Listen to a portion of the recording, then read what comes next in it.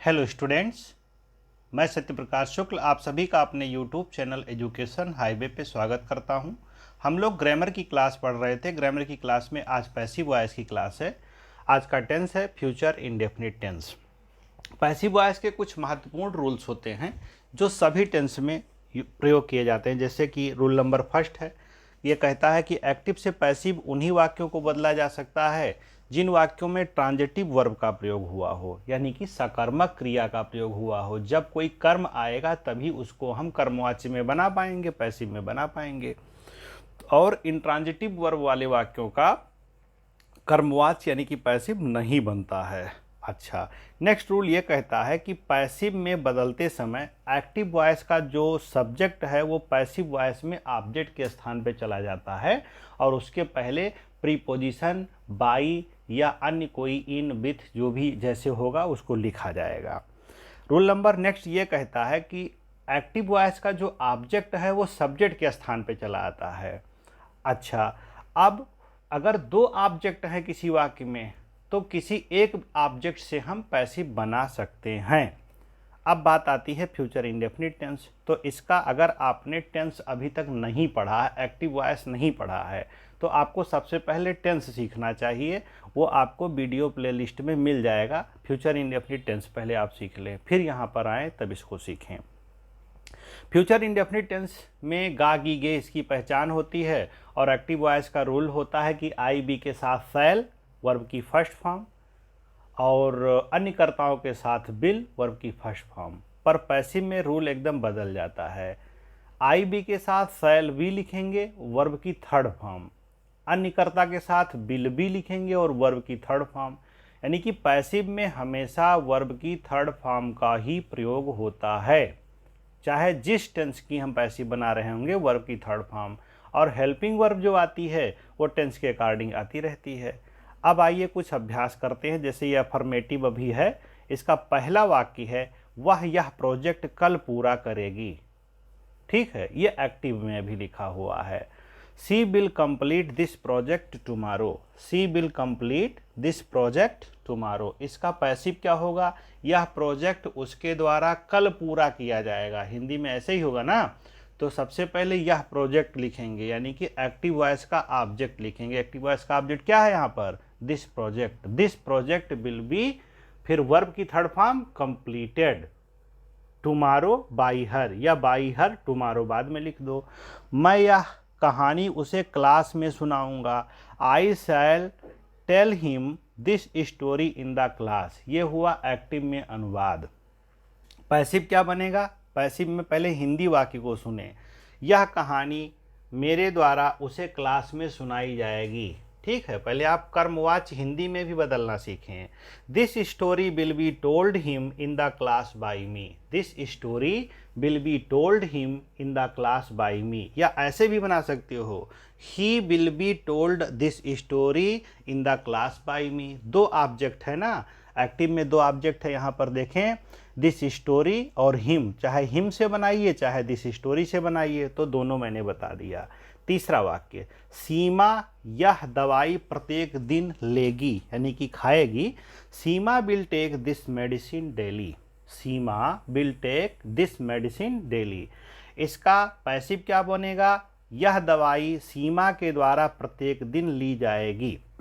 This medicine will be taken, verb की third form अब हो जाएगी, will be taken daily by सीमा।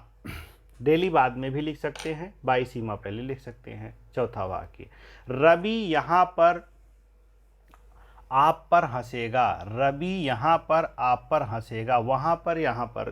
ठीक है, Ravi will laugh at you there. वहाँ पर, Ravi will laugh at you there.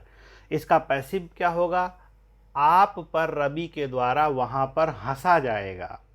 You will be laughed, you will be laughed at there by Ravi. You will be laughed at there by Ravi. पांचवा, तुम्हें यह विषय कल पढ़ाऊंगा। तुम्हें यह विषय कल पढ़ाऊंगा, मैं कल पढ़ाऊंगा कहने का मतलब, I shall teach you this subject tomorrow. I shall teach you this subject tomorrow. Passive क्या होगा?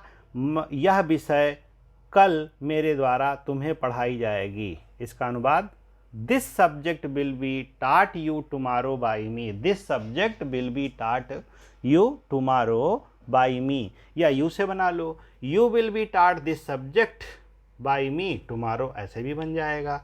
जब दो ऑब्जेक्ट होंगे स्टूडेंट्स, दोनों में से किसी से भी बन जाता है, कोई दिक्कत? ठीक है। मैं आपको यह किताब दूंगा, I shall give you a book, मैं आपको एक किताब दूंगा, I shall give you a book. इसका पैसिव क्या बनेगा?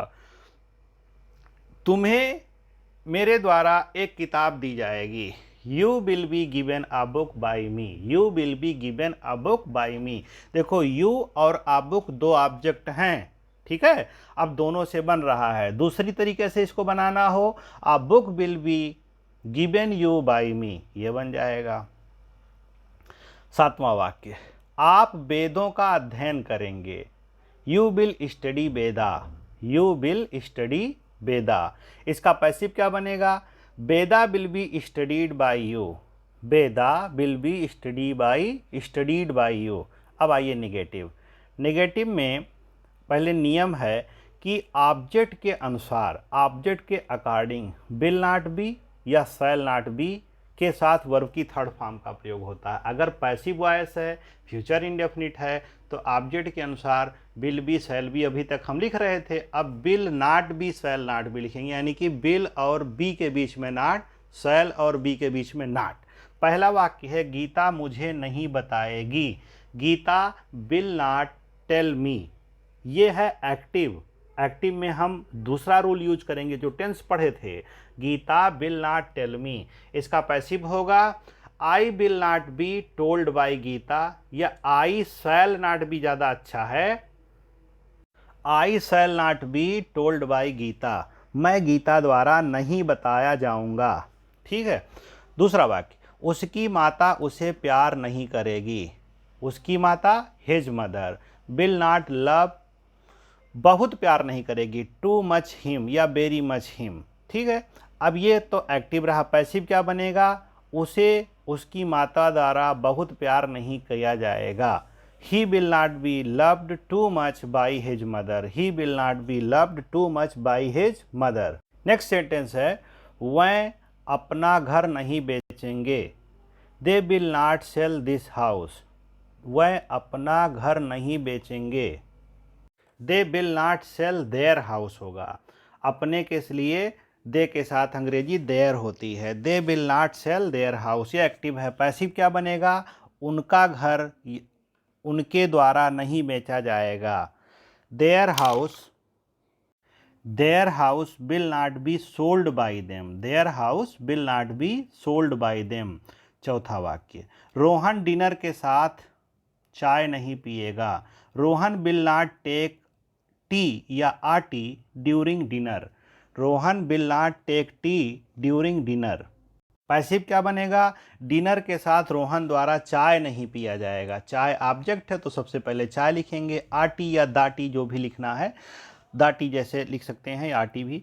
आ tea will not be taken during dinner by Rohan, a tea will not be taken during dinner by Rohan. पांचवा वाक्य, उसकी बहन तुम्हें पसंद नहीं करेगी, her sister will not like you, ये क्या है? एक्टिव है। इसका पैसिव क्या बनेगा? You will not be liked by her sister, उसकी बहन द्वारा तुम पसंद नहीं किए जाओगे, you will not be liked हो जाएगा, लाइक्ड वर्ब की थर्ड फॉर्म है ना।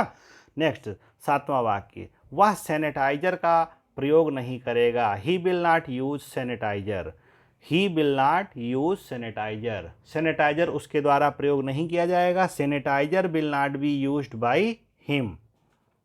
माली पौधे नहीं लगाएगा, the gardener will not plant the plant, माली पौधे नहीं लगाएगा, प्लांट एक वर्ब है और एक नाउन है, तो the gardener will not plant the plant, plants कर सकते हैं।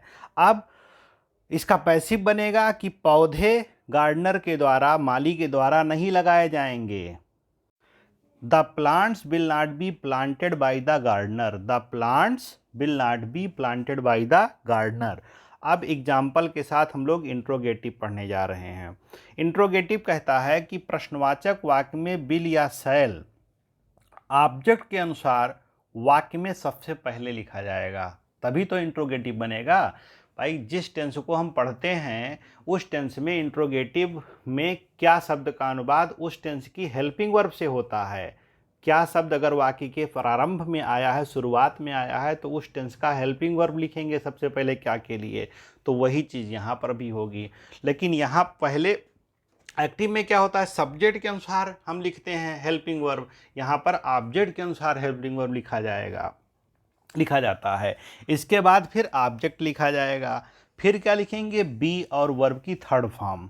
अच्छा, इंट्रोगेटिव में एक रूल और है, जो यदि प्रश्नवाचक शब्द वाक्य के बीच में आता है तो सबसे पहले उसकी इंग्लिश लिखते हैं और उसकी इंग्लिश लिखने के बाद में उपरोक्त जो ऊपर नियम लिखा हुआ है ना उसके अनुसार हम करते हैं। यानी कि सबसे पहले क्वेश्चन वर्ड लिखेंगे, फिर हेल्पिंग वर्ब लिखेंगे, फिर ऑब्जेक्ट, फिर वी और वर्ब की थर्ड फॉर्म आदि लिखेंगे। आइए अभ्यास करते हैं। फर्स्ट सेंटेंस है, क्या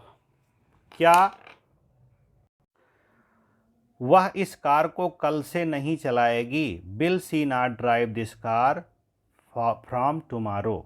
will see not drive this car from tomorrow. इसका पैसिव क्या बनेगा, क्या यह कार उसके द्वारा कल से नहीं चलाया जाएगा।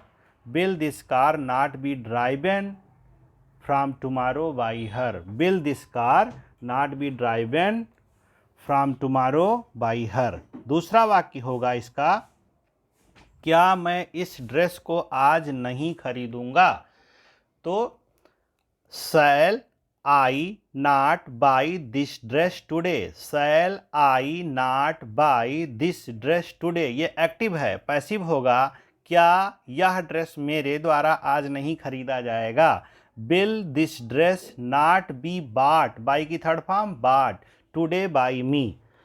तीसरा वाक्य, क्या वह कार्यालय में फ्रेंच बोलेंगे। Will they speak French in the office. Will they speak French in the office. Speak verb है, फ्रेंच जो है ऑब्जेक्ट है। इसका पैसिव बनेगा, क्या फ्रेंच कार्यालय में उनके द्वारा बोली जाएगी। Will French be spoken in the office by them.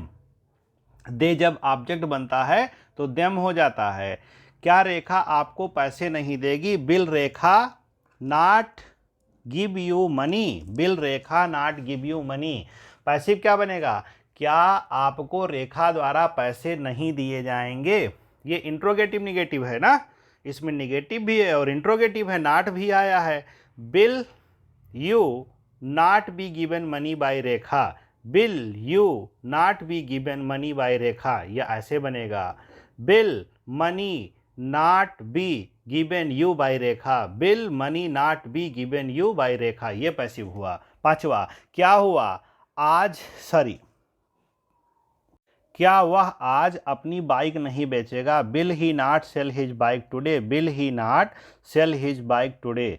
Passive बनेगा, क्या उसकी बाइक आज उसके द्वारा नहीं बेची जाएगी। Will his bike not be sold today by him. Will his bike not sold, sell की third form sold, today by him. छठा, वह आज क्रिकेट क्यों नहीं खेलेगा। Why will he not play cricket today, ये एक्टिव है। Why will he not play cricket today. Passive क्या बनेगा, why will the cricket not be played by him today.